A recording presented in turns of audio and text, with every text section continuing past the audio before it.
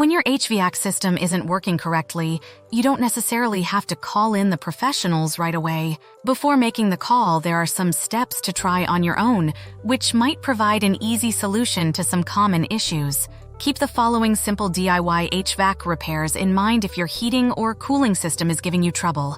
Check air filters. If you experience HVAC problems, first check your air filters.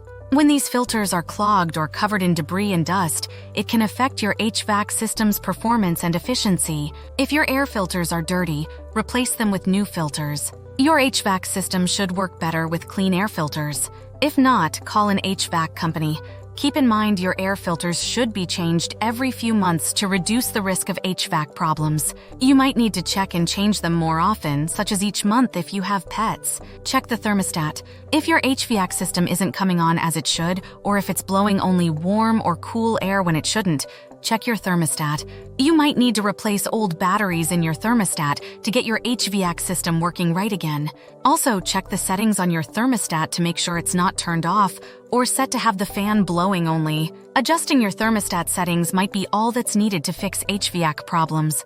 Clean the outdoor unit. The outdoor unit of your HVAC system might need to be cleaned to work properly. Shut off power to this unit before doing any cleaning. When the power is off, remove the cover and clean the condenser fins and fan blades carefully. If your HVAC system still isn't working, have HVAC technicians inspect it for damage. Also, have professional HVAC technicians clean your outdoor unit if you're not comfortable doing it on your own.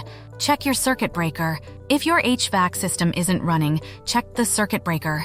A tripped breaker could be the cause of this HVAC problem. Resetting the breaker might solve this HVAC issue, but you might need professional repairs done if the circuit breaker keeps tripping when your heating or cooling system tries to run.